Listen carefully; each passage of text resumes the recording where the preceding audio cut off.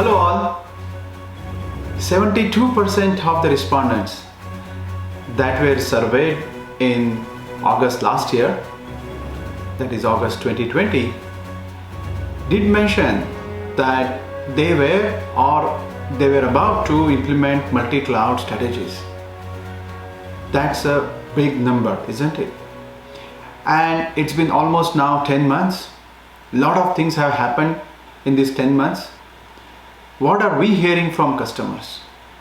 What customers are telling us? What has been our observations? I'm going to share that with you. I'm also going to share with you what we see that customers are not doing enough in order to really get most out of these open source technologies. Okay, so let's get started.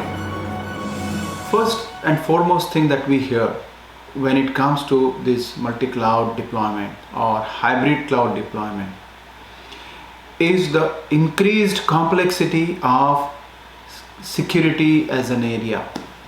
Now, security was always important thing, always very critical, but in the given circumstances, especially in the multi-cloud environment, it has assumed a different dimension and it has taken a different shape also.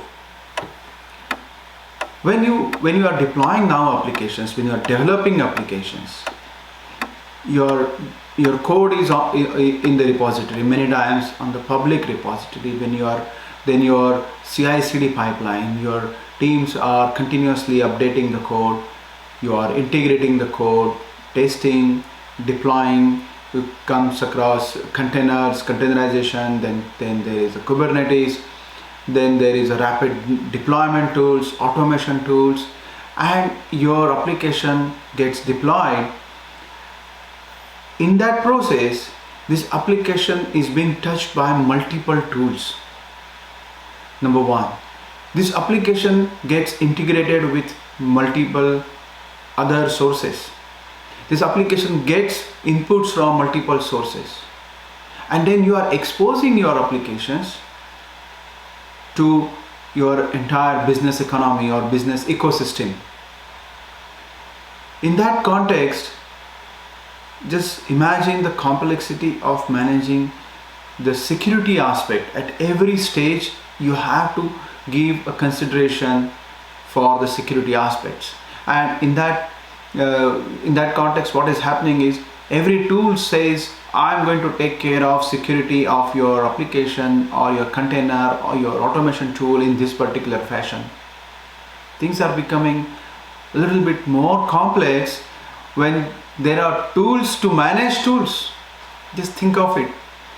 You have automation tool, and then somebody says, I'm going to monitor and provide you security for your automation tool.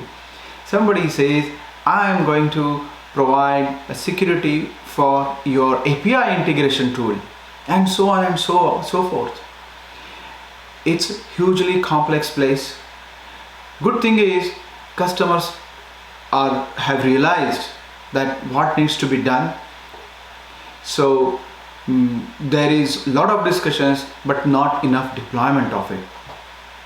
And this is very different consideration than the past. But now your security considerations are integral part right from the development stage, and that is creating that complexity. So this is area number one that we are seeing a huge discussions happening. The second area that we continue to see, why I'm saying continue to see, because this is not a new area per se, but database technology, which has been always a very big cost center for the customers and also very important part of your digitalization or digital first business. They used to say data is oil, but I say data is economy.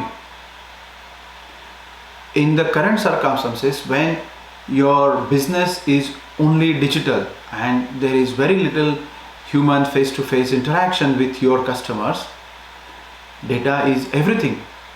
And in that context, we have multiple sources of data, we have multiple applications generating data, we have multiple types of data that is coming up. We need a different technology to capture these databases, this data into the system. We need way of integrating that data. We need a way of doing ETL work on data, passing on to other systems. And that has become, and then the volume of data that is being generated is huge, enormous. In such a scenario, what is happening is customers are finding it difficult to make a choice which database technology to use, because there are multiple choices. Well, in many ways it's a good thing. Open source brings you so many choices, isn't it? But then when you have so many choices, you also have to think about what is the right technology for me, not just for now, but for some period when I'm going to grow this application, when I'm going to grow this database, when I'm going to manage this database. What is the right choice? We always had Postgres as a great technology, and we are seeing huge increased demand from the customers on Postgres. Well, on Postgres also you have a lot of choices. There are various ways. So you have Postgres from the community that you can deploy on premise. You have Postgres from cloud vendors such as from AWS, from Azure. You have Postgres as RDS. You have variants of Postgres like Aurora, which is a variant of Postgres, or Postgres project. Some part of the Postgres project is taken to provide a cloud scalable deployment by a company like Yugabyte. And then there is of course company like Enterprise DB who has been providing great PostgreSQL support. So your choices are continuously growing just within PostgreSQL.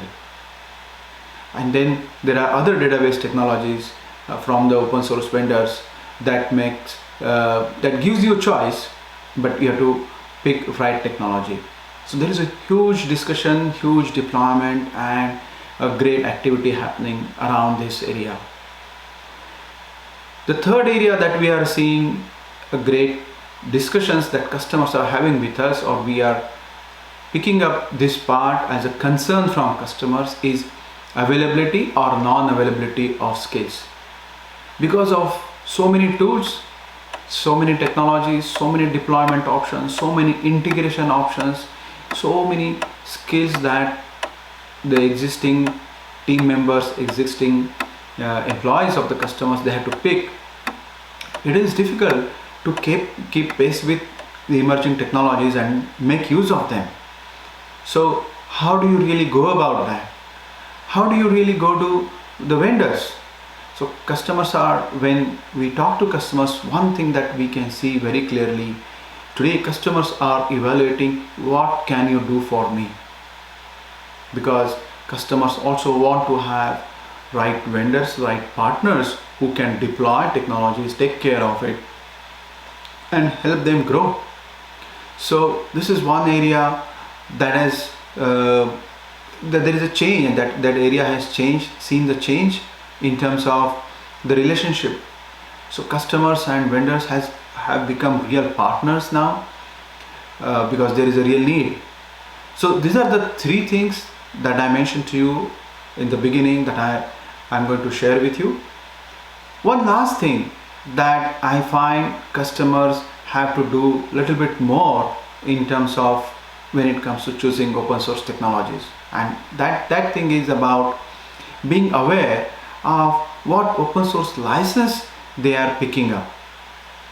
While open source technology gives you choice, it gives a choice to the community, to the vendors, to decide what is the license, and each license gives you different rights. So I would really want customers, when they are choosing any technology, to be aware of, to be asking the questions, what is the license, what are my rights? And especially when in last 2 years many technology vendors have changed their licenses.